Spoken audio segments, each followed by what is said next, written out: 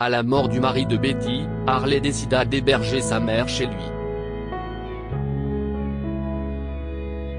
Au bout d'un an, sa femme, Paige, s'est lassée de cet arrangement et a mis la vieille dame à la porte.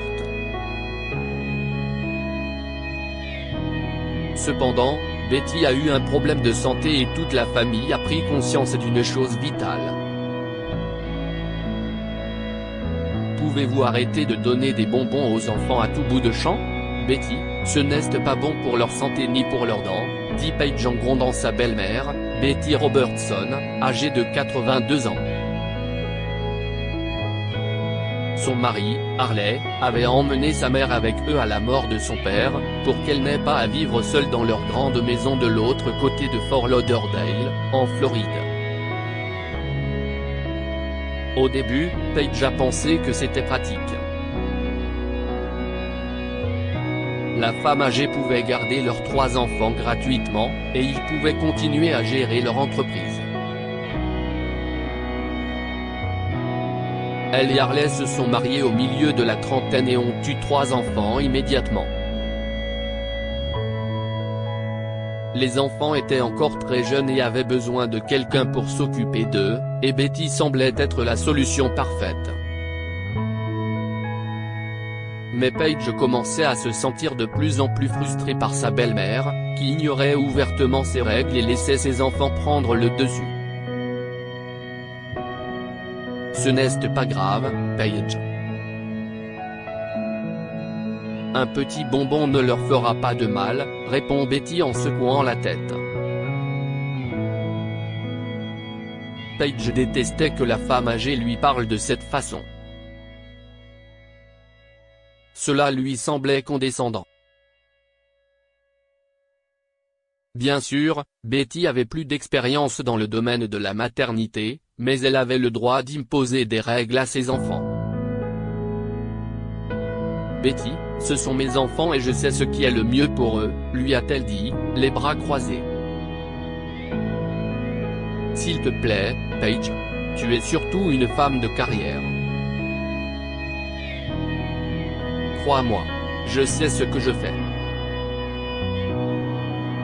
Harley s'en est très bien sortie, répond la vieille dame avec un sourire bienveillant. Mais Paige pensait toujours que sa belle-mère méprisait les choix qu'elle faisait. Bientôt, la tension à la maison devenait trop difficile à supporter. Même Harley passait beaucoup trop de temps au bureau parce que Paige et Betty se disputaient tout le temps. Elle ne se criait jamais dessus, mais l'atmosphère n'était pas agréable. Paige en avait assez. Ce soir-là, elle a dit à son mari que Betty devait retourner chez elle. Cela fait 1 an, chérie. Je sais que tu l'as amenée ici après la mort de ton père pour qu'elle ne soit pas seule. Mais nous avons besoin d'espace en tant que famille. Il est temps de revenir à la normale, a-t-elle insisté. Paige, ce n'est pas si simple. Les enfants adorent leur grand-mère, et elle les garde pour que nous n'ayons pas à payer une nounou, proteste son mari. Nous avons plus qu'assez d'argent pour payer une nounou. J'ai été patiente, j'ai été compréhensif, mais je n'aime pas la façon dont elle me méprise. Je suis sérieuse, Harley, il est temps, termine Paige en se dirigeant par la suite vers la salle de bain et en fermant la porte. Harley soupira, se frottant les cheveux par frustration. Il voulait la raisonner davantage, mais il la connaissait bien. Elle ne démordrait pas point le lendemain, il a parlé à sa mère, qui s'est montrée tout à fait compréhensive à ce sujet, même si cela lui faisait de la peine. Ils la ramenèrent dans la grande maison et essayèrent de s'adapter une nouvelle fois à vivre séparément. Ce fut un cauchemar. Les enfants se sont rebellés et 3 nounous ont démissionné en moins d'1 mois. Paige ne savait pas quoi faire d'eux. Elle n'a pas non plus réalisé à quel point sa maison était organisée avec Betty jusqu'à ce qu'elle soit partie. Elle n'a pas vu à quel point elle l'aidait. Désormais, toutes les tâches ménagères lui incombent à nouveau, et si épuisant. Leur entreprise était en plein essor, mais chaque jour, elle rentrait chez elle avec une maison en désordre, des enfants grincheux et des tonnes de choses à faire. Harley n'était pas un bon à rien. Il aidait, mais c'était toujours fatigant. Il a suggéré de faire revenir sa mère, mais Paige était trop fière pour succomber. Non, nous pouvons nous en occuper. On l'a fait avant, tout ira bien.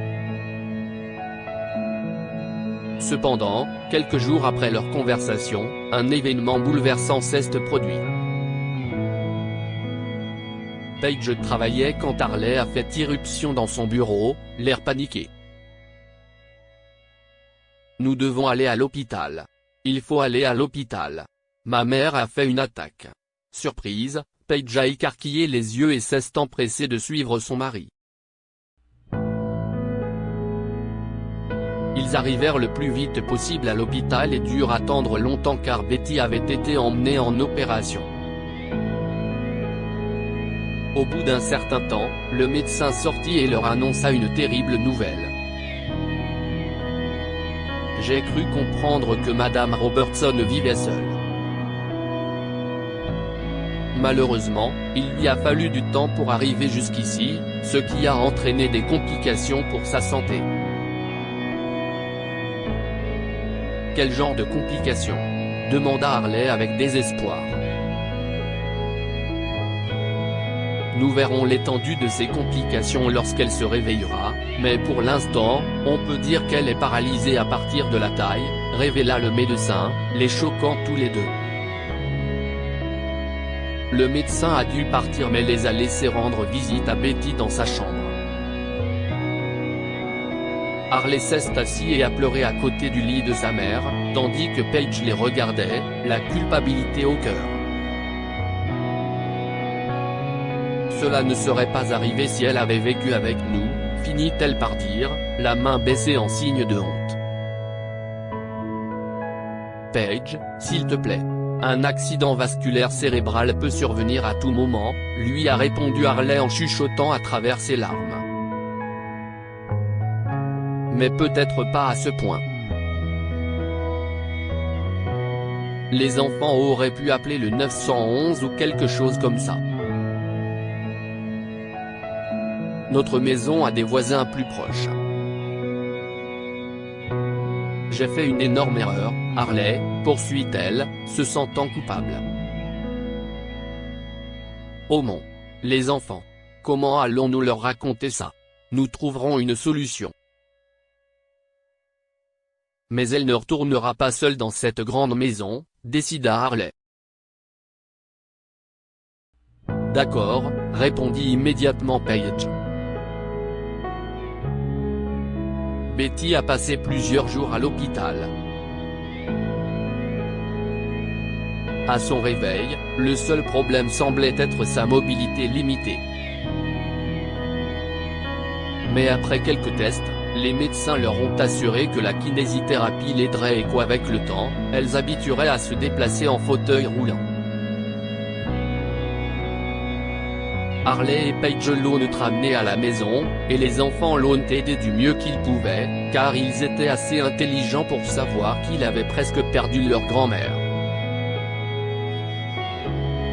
Le couple a dû embaucher une nounou et une personne pour s'occuper de Betty, ce qui n'a pas posé de problème puisqu'il en avait les moyens. À partir de ce moment-là, Paige se montrait très attentionnée vis-à-vis de sa belle-mère.